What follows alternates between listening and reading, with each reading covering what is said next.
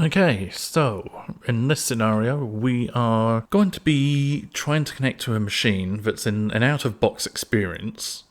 So just freshly turned on from Windows, brand new install, nothing happening. We are going to connect to the internet, and then we are going to try and connect to TeamViewer. Now, I know this works with Bomgar, because I do this all the time at work. So let's go through and get things set up. This is going to take a couple of minutes. All right. So my little PC, it's already got internet access, so I'm not going to go any further because I don't need to. So let's bring up a command prompt. We're going to do Shift and F10.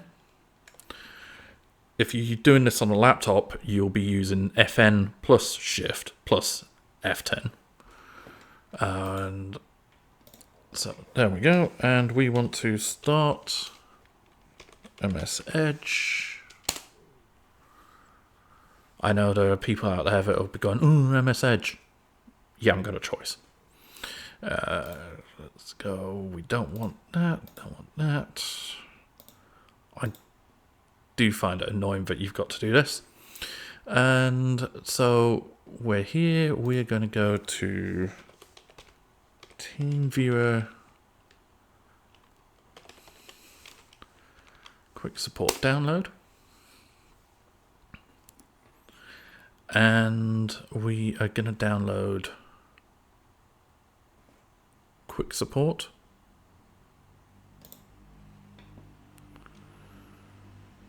Don't want to stay. That'll be fine. Go away, cookies. And then we're going to download this. Now, once this is downloaded, give it a minute.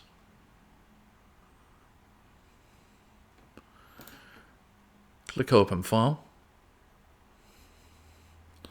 And the beauty about the quick support TeamViewer is that it doesn't require anything to install.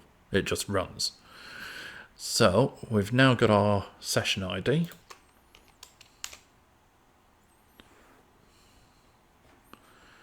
Okay, what's the password?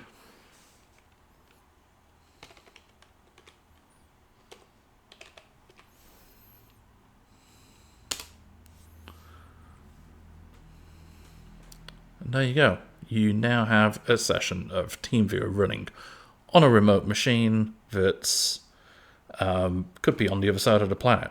You never know. But if someone needs support and you're able, and you need to do it, this is a way you can. If you work for a company and they have TeamViewer licenses, you'll probably be able to do it a slightly different way. If you've got Bomgar, then it's basically the same sort of way of doing it. Person would find your name on your support system, click on the file, download it, connect. But yeah, that is how you remote onto a machine using TeamViewer in out-of-box experience, or Bomgar.